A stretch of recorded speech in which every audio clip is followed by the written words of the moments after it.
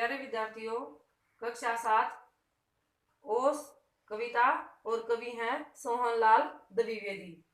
कवि कहते हैं, कवि जब ओस की बूंद को सुबह उठकर देखते हैं अपने बाग बगीचे में या पेड़ों पर या पौधों पर, तो उनका मन खुश हो जाता है। वो खुश होकर उस ओस की बूंद के बारे में देखते हुए कहते हैं, लुटा गया है कौन जोहरी अपने घर का बड़ा खजाना। कवि ने प्रश्न किया है कि कौन जोहरी, कौन धन हीरो का व्यापार करने वाला, हीरो की जांच परख करने वाला आकर अपने घर का बड़ा खजाना, पूरे धन दौलत आकर यहाँ पर बिखेर गया है।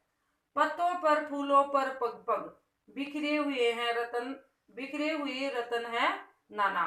कवि कहता है, पत्तों पर और फूलों पर, पेड़ों के पत्तों और फूलों पर कदम कदम पर अनेक रतन है नाना मतलब अनेक प्रकार के रतन बिखेर कर कोई चला गया है।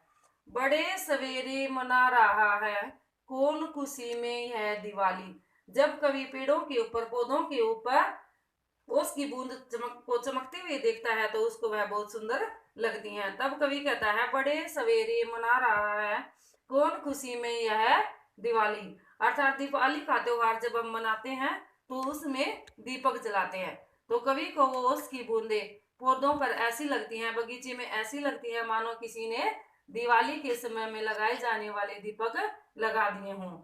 वन उपवन में जला दी है किसने दीपावली निराली। कवि को जब ओस की बूंदे सूर्य की रोशनी में चमकती हुई दिखाई देती हैं, तब कवि प्रश्न करता है कि वन में और उपवन में, बाग बगीचे में किसने यह अनोखी दीपावली, निराली मतलब अनोखी दीपावली बना दी हो।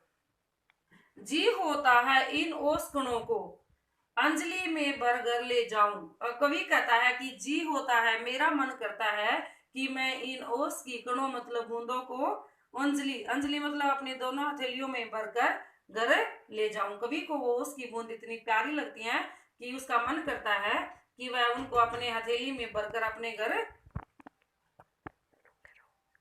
कवि कहता है, इनकी शोभा निरख निरख कर इन पर कविता एक बनाऊं। कवि का मन करता है कि इस प्रकृति के सौंदर्य को देखकर, इस प्रकार ओस की बूंद को एक मोती के रूप में देखकर कवि का मन करता है इनकी शोभा, इन ओस की बूंदों की जो सुंदरता है, जो अनोखापन है, उसको देखकर कवि कहता है, निरख निरख कर, देख देख कर इन पर एक कविता बनाऊं। कवि कहता है कि मेरा मन करता है कि मैं इस ओस की बूंद को देखकर इसके ऊपर एक सुंदर कविता रचा दूं।